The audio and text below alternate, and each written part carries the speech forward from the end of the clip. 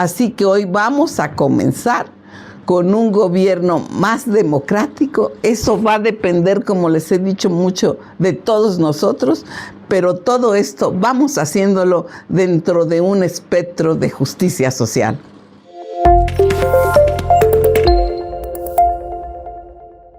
¿Cómo les va, amigas, amigos de Querétaro de Verdad? Pues vamos a platicar de los órganos autónomos, que son el tema del momento, porque como ustedes sabrán, pues acaban de ser suprimidos en su mayor parte. Quedan el Banco de México, el Instituto Nacional Electoral y algunos más. Pero eso que se conoció como órganos autónomos, que le daban cuerpo al neoliberalismo, como eran la Comisión de Competencia Económica y la Comisión de Energía y Transparencia y otras más, pues ya prácticamente se firmó su decreto de extinción. Así que hay un gran debate al respecto. Algunos dicen que con su desaparición se está socavando la democracia y vaciando la Constitución, porque estos órganos eran un contrapeso al poder presidencial y tenían un efecto democratizador. Pero esto de que tenían un efecto democratizador, pues no es del todo cierto. Porque si bien esos órganos le quitaron poder a la presidencia, pues eso necesariamente no significaba democratizar. Más bien lo que ocurrió es que ante un déficit de credibilidad de los políticos, pues los políticos se vieron forzados a aceptar los órganos autónomos.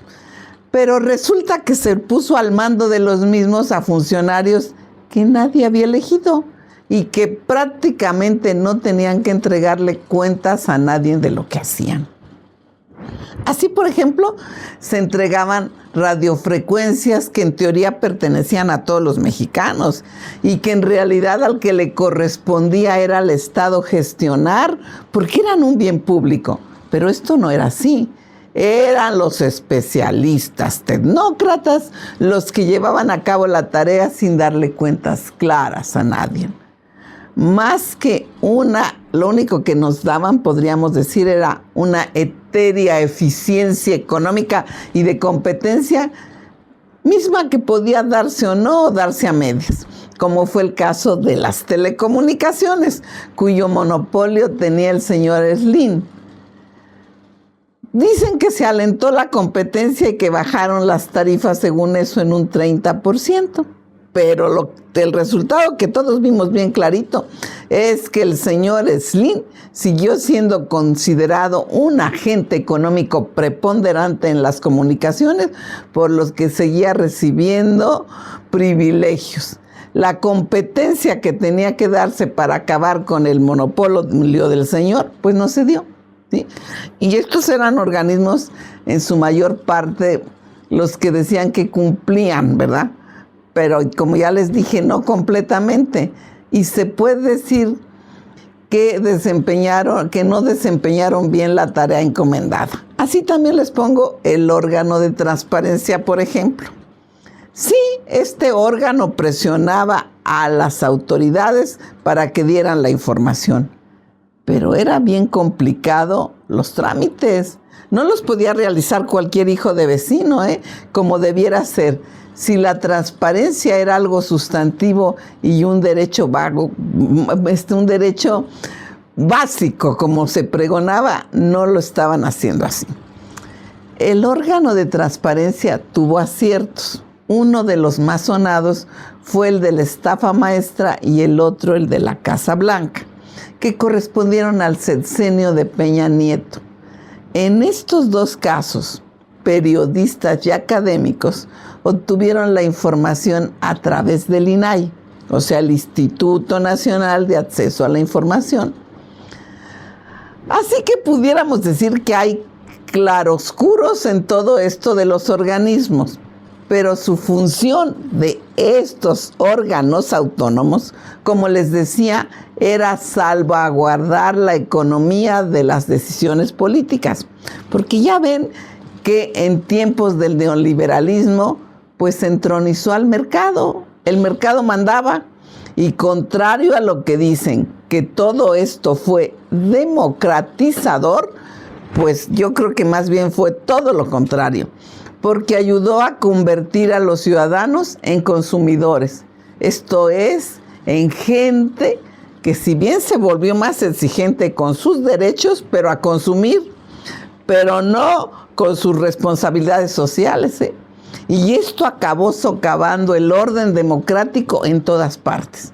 Y aquí en México teníamos una democracia liberal incipiente que hoy también parece que ha llegado a su fin. Hoy tenemos, fíjense bien, no un nuevo orden, sino otra manera de entender la democracia. Y la apreciación que nos queda por ahí, que subyace de todo esto que les estoy hablando, es que todo eso que era público, pues decían que no servía, por lo que había que privatizarlo necesariamente, y eso pasó con la salud, el agua y la educación. Y aquí en México, como somos bien volados, ¿verdad? O sea, rápido nos ponemos ahí en vuelo, pues empezamos a crear institutos autónomos que estaban financiados con recursos públicos, ¿sí? Pero al mando de tecnócratas supuestamente muy competentes y honestos, que podían tomar las decisiones que quisieran sin darle cuentas a nadie. Y todo esto conformó un entramado que se catalogó de democrático, pero en donde el Estado pues ya no era soberano, ya que muchas de sus funciones pasaron a estos órganos autónomos, que muchas de las veces fueron capturados por los agentes económicos que según esto eran los regulados, por lo que se dio el famoso fenómeno de las puertas giratorias, en donde funcionarios de estos organismos, ¿sí?, salían del puesto y luego, ¿qué resultaba? Pues que se iban a trabajar a las compañías a las que supuestamente habían tenido reguladas. Así que ante esta estructura de gobierno a la que se le está dando fin. Les menciono las entidades que aparte del Instituto Nacional de Transparencia han sido liquidadas, ¿eh? Son la Comisión Federal de Competencia Económica, que no se puede decir que nos haya proporcionado una economía muy competitiva. Seguimos con bastantes agentes preponderantes, por no decir monopólicos. Y está, por ejemplo, el caso de los bancos, que nos cobran comisiones más altas de las que cobran en sus países de origen, porque al parecer no se dio la competencia que se prometía, sino que hubo acuerdos tácitos para mantener las mismas condiciones abusivas con respecto a sus usuarios. Y también está el Instituto Federal de Telecomunicaciones, la Comisión Reguladora de Energía, la Comisión Nacional de Hidrocarburos, la Comisión Nacional para la Mejora Continua, la Comisión Nacional para Mejora Continua de la Educación y el Consejo Nacional de Evaluación de la Política y Desarrollo Social.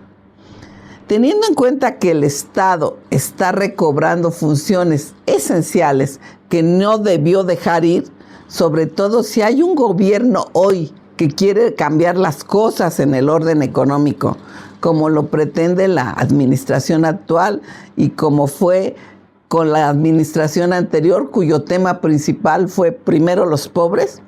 Así que yo creo que se puede considerar positivo que el Estado recobre su capacidad de intervención en materia de energía y demás recursos, así como el arbitraje de la competencia, porque no estaba bien que cuando el Estado quería tomar medidas que podían beneficiar a una parte de la población, se vieran impedidos para hacerlo por los dichosos organismos autónomos.